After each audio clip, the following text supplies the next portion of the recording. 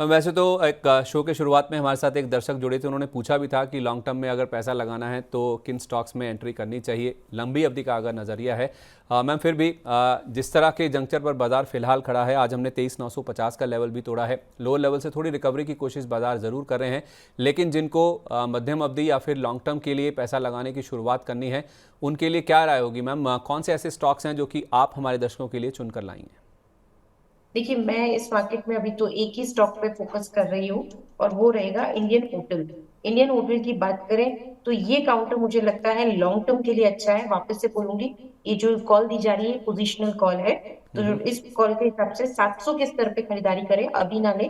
640 का एक stop loss रखें और टारगेट 780 से 800 के रखेंगे, लेकिन लॉन्ग टर्म के ये टारगेट्स है।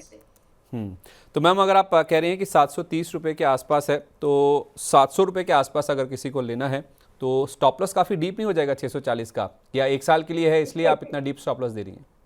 एक साल के लिए नहीं, लेकिन कुछ महीनों के लिए ये कॉल है। तो खरीदारी है 700 पे और स्टॉप लॉस है 640, यानी कि 700 से 60 रुपए नीचे। लेकिन टारगेट्स भी बड़े हैं, 800 तक के टारगेट्स है।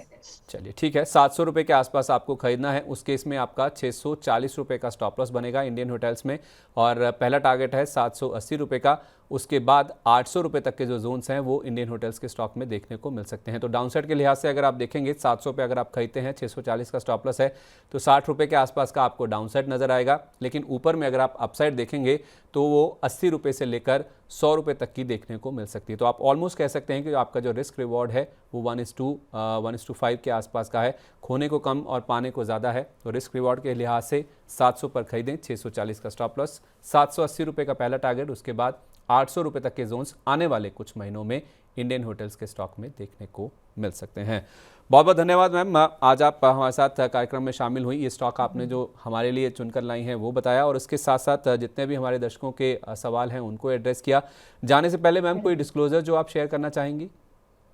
जो भी स्टॉक्स हमने आज यहाँ डिस्कस किए, मेरी कोई पर्सनल होल्डिंग में नहीं है, बट हो सकता है कि हमने हमारे क्लाइंट्स को इनमें रिकमेंडेशन दिए हो या फिर हमारे पीएमएस में इनमें से कोई भी स्टॉक होल्डिंग में हो। धन्यवाद।